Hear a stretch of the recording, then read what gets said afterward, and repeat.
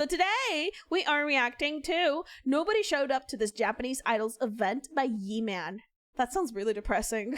Okay, so I hope it has a happy ending, honestly. So for those who are new here, my name is Lunaria and I'm Pink Cougar VTuber. Nice to meet you. On April 12, 2025, the newly appointed leader of Team S of the Japanese idol group SKE48 came across a horrifying view. The idol held a handshake event and nobody showed up. Wait, what do you mean AKB48? What? My name is YiMan, and in my final evolution of becoming an unk, we're finally talking about Japanese idols.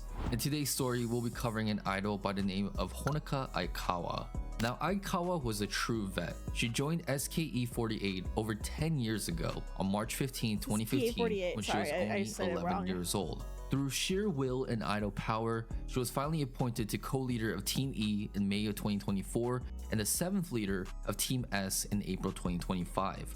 As an idol, you're required to partake in something called a handshake event. There are many variations of handshake events, but this is the very dumbed down version. Handshake events is essentially a meet and greet between fans and idols, and tickets to this event could be acquired in different ways. The most prominent way is by purchasing a newly released single from that said idol group. One ticket equals 10 to 15 seconds, and multiple tickets can be stacked for more time.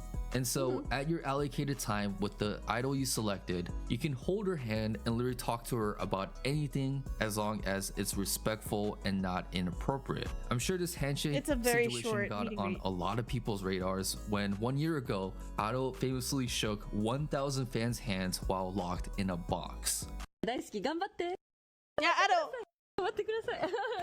I'm never washing my hand again. Let's shift our focus to Aikawa's first handshake event on April 12, 2025 as SKE48's Team S's new leader. She showed up full of energy, believing more fans than usual will show up. But when the event began at 3 p.m., nobody showed up.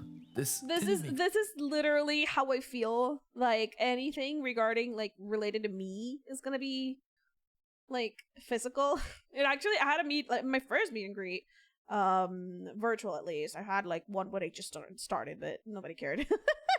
My first meet and greet, I thought it would be like this, but it actually, there was a lot of people that came over and talked to me, and they seemed very happy about it, and it was very sweet. I didn't get to touch their hands because I was, in another country, but this is a very, very solid fear to have, especially when you're supposed to have a fan base. Makes sense, because the lane next to her was the junior team members, and their line was super long.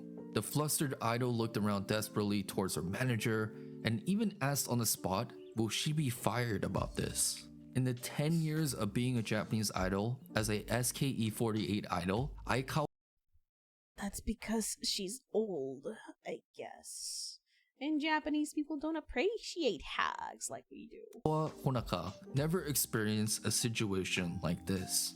Now, being a certified YouTube University journalist, I had to ask myself, how did this happen in the first place? How do we get to a point where nobody shows up to a publicly known idol event? I did some digging around with different Japanese media outlets, and one article shared that Aikawa's handshake event coincided with the dates of a J-League match. While this could be a contributing factor, I don't think it really explains the overall situation, because Aikawa shared that a lot of people showed up for other idol lines at the same venue of her handshake event. The better explanation, in my opinion, is that she falls within a position called the invisible middle. In other words, she was dealing with things many idols have to unfortunately deal with: dwindling relevance, lack of fan interest, and low album and merch sales. Like the 99.99% of idols that came before Aikawa, this should have been the end of the idol road for her. But in that moment on April 12th, fate had different plans. An idol otaku named Shibu-chan saw Aikawa's empty line and decided to do something about it. He proceeded to buy 60 handshake tickets, and this mad lad Giga Chad spent the remainder of the handshake event to line up for Aikawa's line over and over again. Each round, he intentionally took a 5-minute break so she wouldn't get tired. It was in this break moment where Aikawa snapped a picture of Shibu-chan from afar, giving a smile of encouragement and waving her pen-like colors of light blue and orange. When this heartbroken idol posted this very picture and shared her situation, That's so sweet. this post went viral.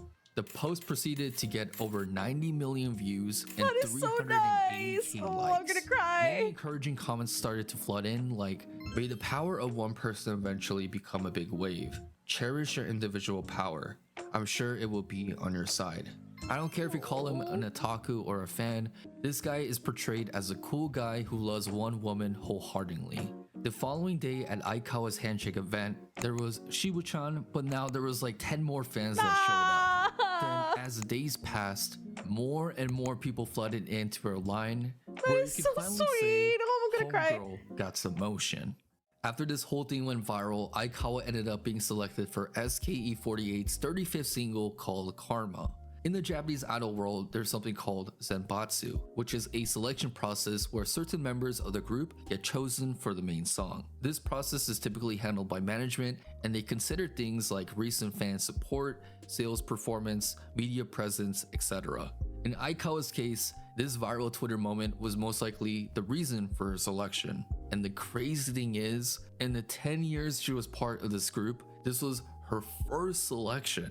She shared there was this beautiful moment where her parents went to the Karma release party, and when they saw her daughter performing on that stage, they were so proud and started to cry. There was also a wholesome episode that Aikawa shared where, because of all the recent success, her family was so happy, so they decided to throw a full-on celebration party.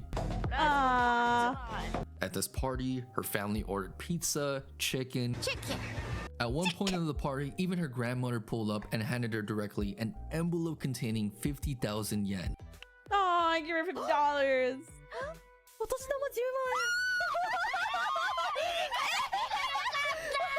The reason why I love Aikawa's story is that this shows you the true power of one otaku and their love for their oshi. Aikawa was effectively getting no work beginning in 2025, where she would be getting 5 days off per week at a certain point. Now, she's so busy every day with all kinds of work like interviews, photo shoots, and even appearing on a music program for the first time. The cherry on the top with this whole story is that Aikawa is paying it all forward. Instead of hogging all the spotlight to herself, she made sure to raise awareness for SKE48 as an overall group. And I gotta admit, Shibu-chan chose the right person to stand, because not only is homegirl humble and talented, but she is a S-tier comedian as well. I look forward to Aikawa really and funny. SKE48's continual success in 2026. Oh, I'm glad it has a happy ending. Oh, yeah, it doesn't matter if like your oshi is very niche or whatever. It's really important to support your creators, bro. I'm so glad it ended nicely. I was actually getting fucking worried. Oh, that was so nice. I almost cried, bro.